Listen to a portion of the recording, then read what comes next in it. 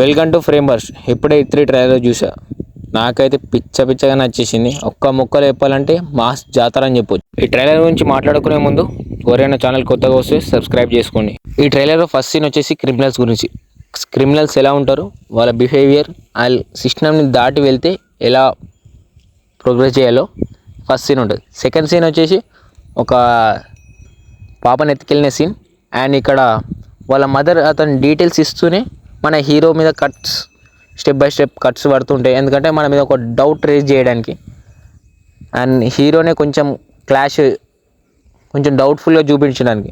And number 3 వచ్చేసి మన చాగంటి గారి వాయిస్తో హీరోకి ఎలివేషన్ ఇవ్వడం అనేది ఇట్స్ ఎ బ్రిలియంట్ ఐడియా. నేనైతే రీల్స్లో కూడా చాలా స్క్రోల్ చేస్తుంటే చూసిన చాగంటి గారి వాయిస్తో బాగా ఎలివేషన్ ఇచ్చారు.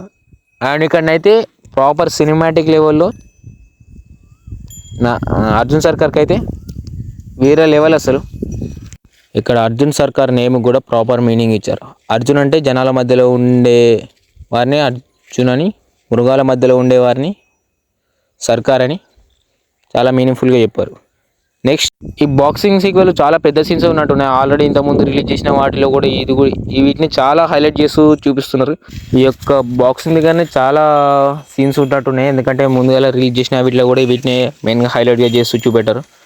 అండ్ నెక్స్ట్ వచ్చే సీన్ వచ్చేసి ఇక్కడ కేజీలో వీళ్ళని సేవ్ చేసే సీన్ అనమాట. హీరోయిన్ ఇంకో డైలాగ్ చెప్తుంది, నీకు మదర్ లేదు కదా అని. అండ్ మెయిన్గా సినిమాను హై లేపిన డైలాగ్ ఇది ఒక్కటి.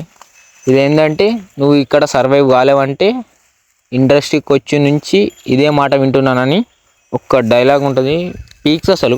నెక్స్ట్ సీన్ వచ్చేసి అర్జున్ సర్కార్ వాళ్ళందరినీ నరికేసిన తర్వాత డ్రింక్ చేస్తూ పూనకాలు వచ్చినట్టు ఊగిపోతారు. This was peak in cinema.